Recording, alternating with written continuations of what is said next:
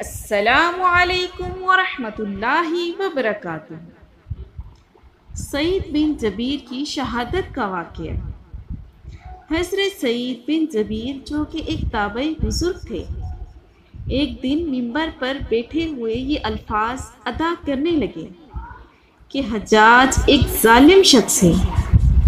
ادھر جب حجاج کو پتہ چلا کہ آپ میرے بارے میں یہ ایسا گمان کرتے ہیں تو آپ کو دربار میں بلایا اور پوچھا، کیا تم نے میرے بارے میں ایسی باتیں بولی ہیں؟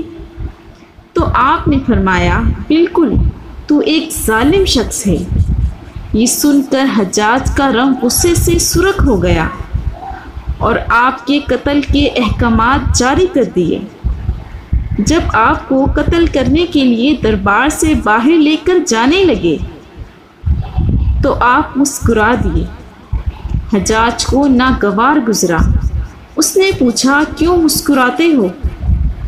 تو آپ نے جواب دیا، تیری بے وقوفی پر، جو اللہ تعالیٰ تجھے ڈھیر دیے جا رہا ہے، اس پر مسکراتا ہوں۔ حجاج نے پھر حکم دیا کہ اسے میرے سامنے کر دو۔ جب حجاج نے خنجر آپ کے گلے پر رکھا تو آپ نے اپنا رخ قبلہ کی طرف کیا اور یہ جملہ فرمایا، اے اللہ، میرا چہرہ تیری طرف ہے، تیری رضا پر راضی ہوں۔ یہ حجاج نہ موت کا مالک ہے اور نہ زندگی کا۔ جب حجاج نے یہ سنا تو بولا کہ اس کا رخ قبلے کی طرف سے پھیر دو۔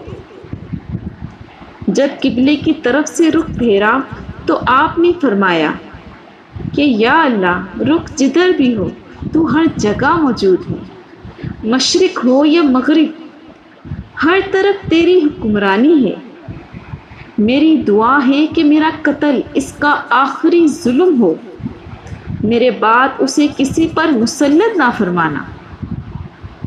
جب آپ کی زبان سے یہ جملہ ادا ہوا، اس کے ساتھ ہی آپ کو قتل کر دیا گیا اور اتنا خون نکلا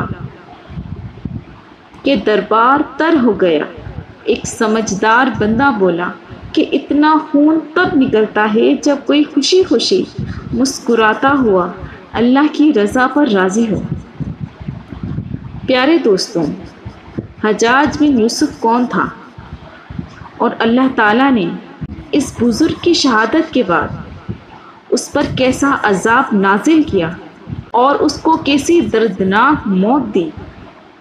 اگر آپ انٹرسٹڈ ہیں، حجاج بن یوسف کے بارے میں جاننا چاہتے ہیں، تو میرے چینل پر حجاج بن یوسف کی دردناک موت کی ویڈیو موجود ہے۔ ویڈیو پسند آئے تو لائک کریں اور مزید اس طرح کی اسلامک ویڈیو دیکھنے کے لیے میرے چینل کو سبسکرائب کریں۔ السلام علیکم، جزاک اللہ۔